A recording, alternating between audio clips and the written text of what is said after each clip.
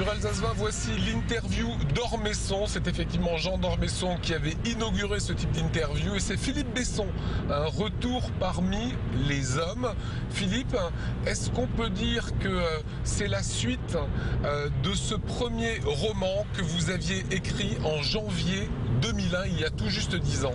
Oui, puisqu'effectivement, donc, en l'absence des hommes, le premier roman que j'avais publié en janvier 2001 se terminait par le départ de Vincent, le narrateur, le héros, jeune homme de 16 ans qui était brisé par la mort de la personne qui comptait le plus pour lui, un jeune soldat mort au front, et on le voyait partir vers des ailleurs. Et pendant ces 10 années écoulées, parfois les lecteurs me demandaient ce qu'il était devenu, Vincent, et à force qu'on me pose la question, je me la suis posée à mon tour.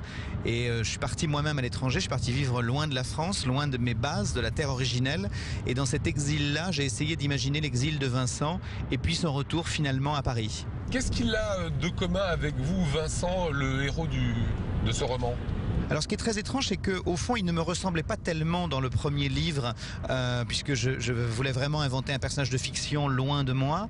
Et puis là, je me rends compte que dans Retour parmi les hommes, je lui ai quand même donné pas mal de mes obsessions, de mes névroses, de mes désirs aussi. Alors quelles obsessions, quelles névroses? Alors, on le disait, la tentation de l'exil, ça me ressemble beaucoup, cette envie d'aller ailleurs, voir si j'y suis, parce que je crois toujours que j'y suis.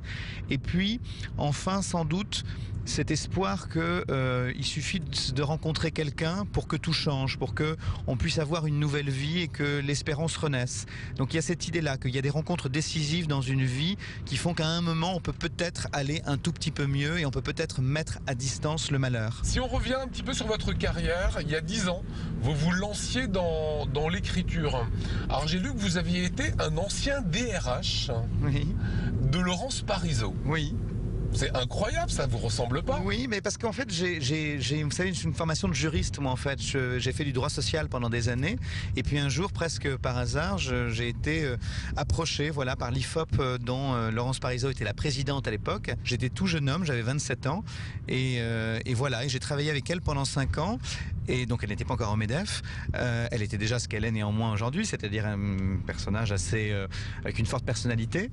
Et ça a été assez agréable de travailler avec elle, même si nous étions en désaccord sur pas mal de choses, mais justement je pense qu'on était assez complémentaires et c'est quelqu'un pour qui je continue d'avoir beaucoup d'estime, beaucoup d'amitié que je croise de temps à autre et c'est assez agréable. L'ancien DRH que vous êtes se pencherait sur le parcours des 10 dernières années de Philippe Besson. Qu'est-ce qu'il dirait?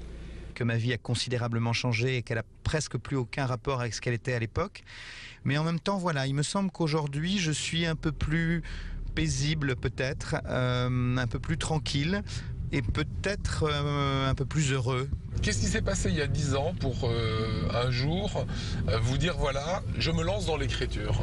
Il y a eu en fait deux choses assez différentes. La première, c'était je vais former des mensonges avec l'idée que les gens vont être embarqués dans l'histoire. Donc c'était comme les enfants font ça. Et puis ça me titillait un tout petit peu quand même. Et il y a un moment où on se dit il faut cesser à un moment de vouloir devenir un autre, il faut devenir soi-même.